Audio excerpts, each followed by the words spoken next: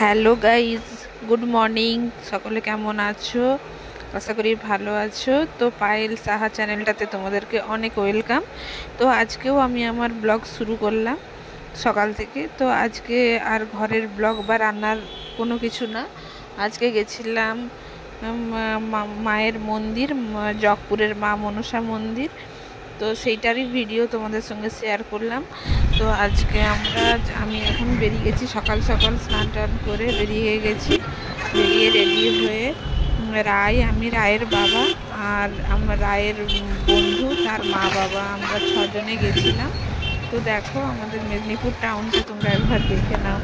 তো এই যে আজকে আমি কোনো রকমে রেডি হয়ে এসেছি, সাজুগুজু বেশি করতে পারিনি, তবে লিপস্টিকটা ছাড়িনি।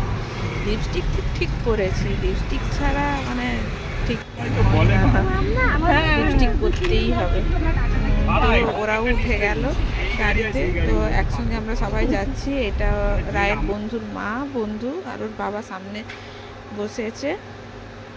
তো আমরা সবাই মিলে যাচ্ছি, খুব মজা হচ্ছে। হাই রোডের উপর দিয়ে গাড়ি যাচ্ছে। আর জানো তো, সেদিন একটু রোদ ছিল না, মেঘলা মেঘলা ওয়েদার। কৃষ্ণচূড়ার গাছটা দেখো কি সুন্দর লাগছে, পরিবেশ সত্যি পরিবেশটা এত সুন্দর ছিল কি বলবো। তো যাই হোক, আমরা খুব মজা করতে করতে যাচ্ছি আর আমাদের যাওয়াতে খুবই মজা হয়েছে। আর একটু আমরা লেট করে ফেলেছি। তার এই যে হাই রোড পেরিয়ে আমরা গ্রামের রাস্তায় ঢুকে গেলাম। আর গ্রামের রাস্তার পরিবেশ তো আলাদাই, গাছপালা সবুজে সবুজ, এত সুন্দর ওয়েদার কি বলবো। আর আমাকে গ্রাম খুব ভালো লাগে। গ্রামের ওয়েদার, গ্রামের গাছপালা, গ্রামের পরিবেশটা আর কি, ওয়েদার বলছি, পরিবেশটা খুব ভালো লাগে। আবার যদি মেঘলা করে তাহলে তো আর বলাই যায় না, এত সুন্দর। তো আমরা আস্তে আস্তে চলে এলাম মায়ের কাছে। খুবই জাগ্রত মা, সবাই এই মন্দিরের নাম জানে, দেশ বিদেশ চারিদিকে এই মন্দিরের নাম একদম কি বলবো ছড়িয়ে গেছে, এত জাগ্রত। আর মনের আশা পূর্ণ হয়, মনস্কামনা পূর্ণ হয়। মা এত ভালো, মা সব কথা শোনে। তো দেখো চারিদিকটা তোমাদেরকে ঘুরিয়ে ঘুরিয়ে দেখাচ্ছি, তোমরা অবশ্যই আসবে এই মেদিনীপুরের জগপুরে মাদপুরে মনসা মায়ের মন্দিরে, মাদপুরে অবশ্যই তোমরা আসবে। দেখো চারিদিকে কি সুন্দর, আগে না এরকম বাঁধানো ছিল না, সুন্দর বাঁধানো, এমনি নর্মাল ছিল। আমি খুব ছোট থেকে এই মন্দিরে মায়ের কাছে আসি। তো দেখো চারিদিকটা কি সুন্দর বাঁধিয়ে দিয়েছে, রেলিং করে দিয়েছে। আর রায়ে তো খুব মজা করছে, তার সঙ্গে ওর বন্ধুটাও ছিল, দুজনে করছে। ওরা খুব ফ্রেন্ড, ভালো ফ্রেন্ড। ওরা খুব খেলা করে, ওর ডান্স শেখে একসঙ্গে ওরা দুজনেই।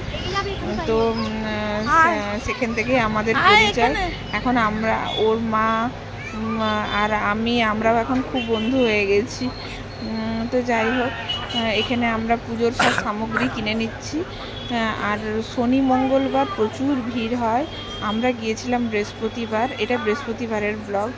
তো আমি বৃহস্পতিবারে সব দোকান খোলা ছিল না, 2টো দোকান খোলা ছিল, আমরা সেখান থেকেই নিয়েছি। আর শনি মঙ্গলবার খুব ভিড় হয়, সব দোকান খোলা থাকে। আর এখানে ডন্ডি খাটা হয়, মনের আশা পূর্ণ করা হয়, সব কিছু করা হয়। তো এই জলটার নামে আমি শ্যাওলা, প্রচুর শ্যাওলা। আমি আস্তে আস্তে নেমেছিলাম, তখন আর ভিডিও করা হয়নি, তোমাদের দাদাকে ধরে নেমেছিলাম ভয়ে ভয়ে দিয়ে। আর আমি দাঁড়াও আমি একটু ভিডিও করে নিই, জলটার সামনে অন্তত যাই। আর ভয়ে নামতে পারিনি। তো যাই হোক, আর আমি যে নেমেছিলাম সেটার ভিডিও আর করা হয়নি, কারণ তখন তোমাদের দাদাকে ধরে নেমেছিলাম। তো যাই হোক, আমরা জলটা মাথায় টাথায় ছিটিয়ে নিলাম, পুজোর সামগ্রীতে সব ছিটিয়ে নিলাম, দিয়ে আমরা এখন মন্দিরে ঢুকছি পুজো দিতে। আর আমি মাকে শাড়ি দিয়েছিলাম একটা, আর আমি ফল ফুল সব কিনে নিয়ে এসেছিলাম মেদিনীপুর থেকে, টাউন থেকে। তো এই যে তোমাদের দাদাও ঢুকছে, দেখো মন্দির চত্বরটা কি সুন্দর, মন্দির চত্বর এত ভালো। আর খুব সুন্দর, মা খুব জাগ্রত, ভীষণ জাগ্রত মা। এই মন্দিরের ছাদ হয় না, এটা খোলা আকাশের নিচে এই মন্দিরটা, এর অনেক বড় কাহিনী আছে। তো যাই হোক, এই যে মায়ের মন্দির, এখানে নিজে নিজেই পুজো করা হয়, এখানে পুরোহিত দ্বারা পুজো হয় না। আর চৈত্র মাসের দ্বিতীয় মঙ্গলবার এখানে বড় করে পুজো হয়, তখন পুরোহিত দিয়ে পুজো হয়। ওই বছরে একবার, না হলে এখানে নিজেরা নিজেদের মতো এসে মাকে পুজো দিতে পারে। খুব ভালো, নিজের মনের মতো করে পুজো দিতে পারে। তো যাই হোক, আমি এখানে সমস্ত দিয়ে মানে ভালো করে মন দিয়ে মাকে পুজো দিচ্ছি, ফুল টুল দিয়ে সব দিয়ে মাকে পুজো দিচ্ছি। তো দেখতে থাকো ভিডিওটা।